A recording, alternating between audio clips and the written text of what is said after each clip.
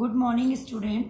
Now in today's topic we will discuss here need to resolve conflict कि किस प्रकार से हम विवादों का समाधान अपने प्रजातांत्रिक देश पर करते हैं या लोकतांत्रिक देश पर करते हैं। हमने माया की जो है वो कहानी पढ़ी कि कैसे जो विवाद या समस्याओं के समाधान के लिए कई बार लोगों को क्या करना पड़ता है, हिंसा का प्रयोग करना पड़ता है।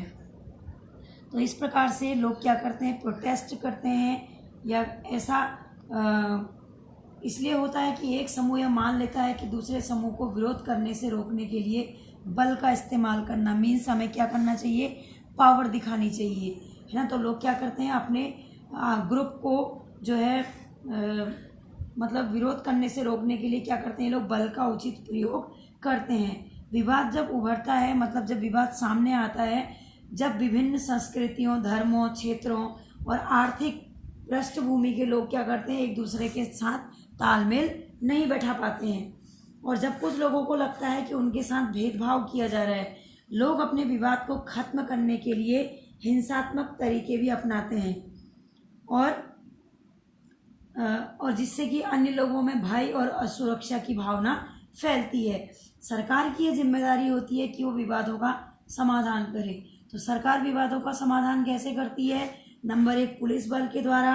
अगर पुलिस बल सक्षम हो जाता है कहीं पर समाधान करने में, दो लोग आपस में लड़ झगड़ रहे हैं, उनकी समस्याओं को सुलझाने में अगर पुलिस बल समस्या को सुलझा देता है तो लोग वहीं पर वह झगड़ा समाप्त हो जाता है। अगर नहीं वहाँ पर वो विवाद सुलझ पाया तो लोग जो है कोर्ट, जैसे हाई कोर्ट और सुप्रीम कोर्ट का सहारा लेते हैं।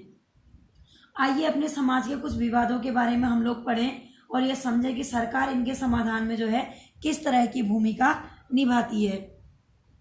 धार्मिक जुलूस और उत्सव कई बार क्या होते हैं, समस्या का कारण बनते हैं। उदाहरण के लिए धार्मिक जुलूस जिस रास्ते पर निकले यही कई बार विवाद का कारण बन जाता है।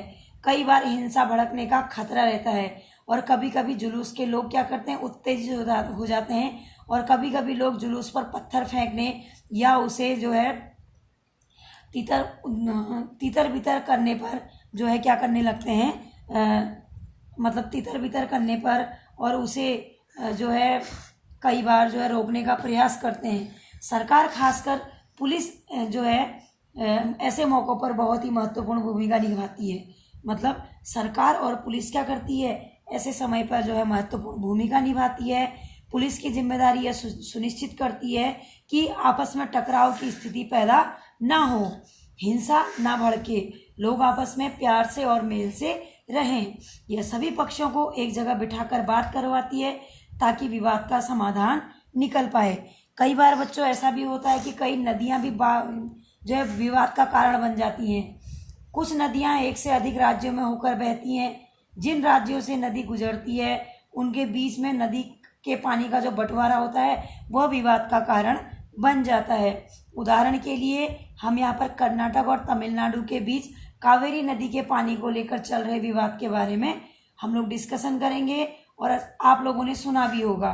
तो कर्नाटक के कृष्ण राजा सागर बांध में क्या हुआ था, पानी जो है भरा हुआ जो पानी उस बांध में था वो कई हिस्सों में सिंचाई के काम आता है और इस प्रकार से यह पानी से बेंगलुरु शहर की ज़रूरतें भी पूरी होती हैं। और तमिलनाडु में जो है मेटूर डैम जो है वो जल से भरे हुए इस नदी के पानी से राज्य के जो डेल्टा क्षेत्र है उसमें सिंचाई होती है। तो अब यहाँ पर देखिए, एक नदी और दूसरा बांध, दोनों पर अलग अलग प्रकार के बांध बने हुए हैं और पानी जो है वो दो राज्यों में जा रहा है।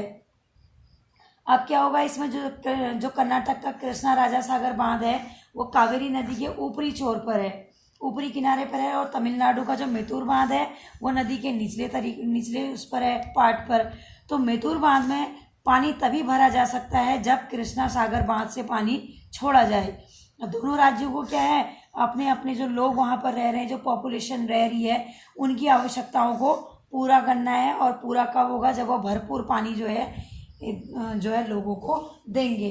अब क्या होता है, यहाँ पर दोनों नदियाँ जो डैम है वो एक ही नदी पर बने हुए हैं और दोनों राज्यों को अपने लोगों की ज़रूरत के लिए भरपूर पानी चाहिए जो कि नहीं मिल पाता है। इससे विवाद उत्पन्न होता है। तब राष्ट्रीय सरकार को क्या है, इस पर जो सेंट्रल गवर्नमेंट है उसको क्या करना पड़ता है, कदम उठाना पड़ता है ताकि दोनों राज्यों में पानी का जो है सही बंटवारा हो जाए।